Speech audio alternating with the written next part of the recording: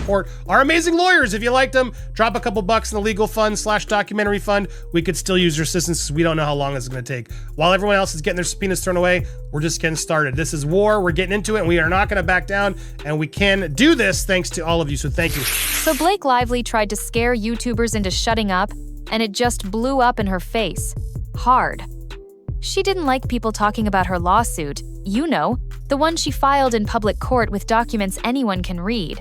So she sent subpoenas to creators who made videos about it. Not because they leaked anything, not because they made stuff up, just because they talked, read court docs, gave their opinions. That was the crime.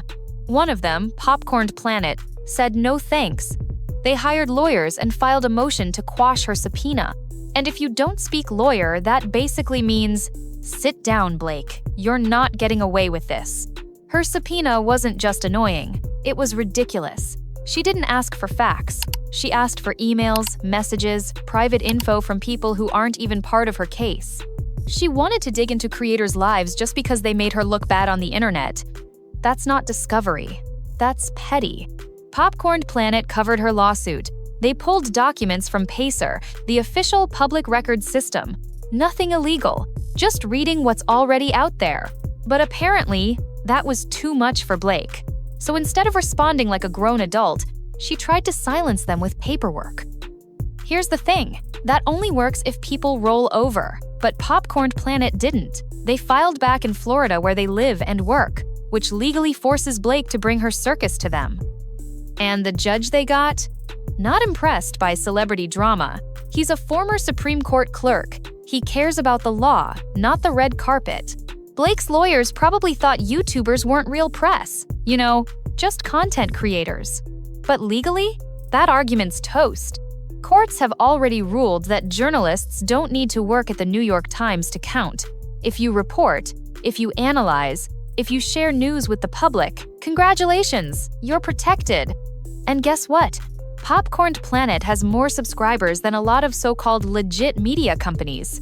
They're not kids in a basement, they're actual news, and they're protected by the First Amendment, whether Blake likes it or not. Her lawyers should have known this. Or maybe they did and just hoped no one would fight back. But here's the part they really didn't see coming.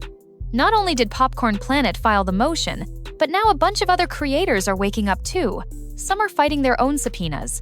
Others are thinking about suing Blake for legal costs. Because yeah, you don't get to slap random people with lawsuits just because your PR's tanking. And the worst part for Blake? Her whole case just became the story. She wanted everyone to shut up.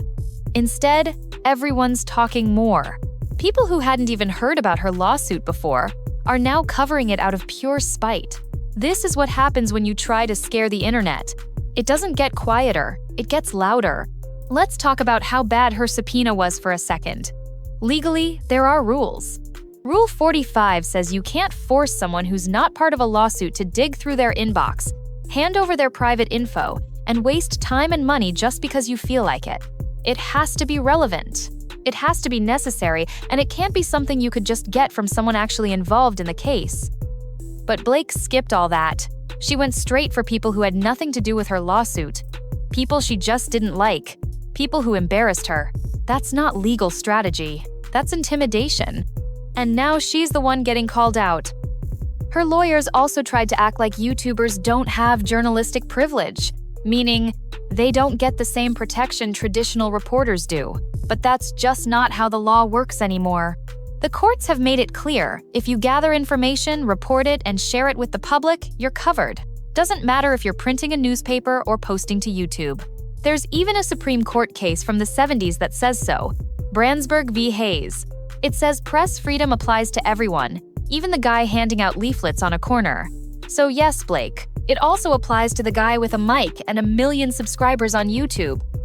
And let's not forget, the creators she went after weren't exactly slandering her. They were reading court filings, public documents, stuff anyone can find. But Blake treated it like a crime because she didn't like the commentary. That's the part that's getting her in trouble. Popcorned Planet's motion spells it out.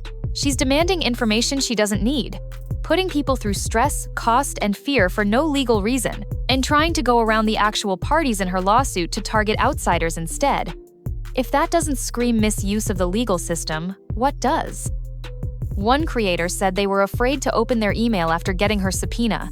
Another said they considered shutting down their channel. That's the real damage here. Not the lawsuit itself, but the fear it's creating in people who are just trying to do their job.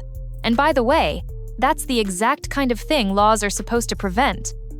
It's not even just the legal hassle.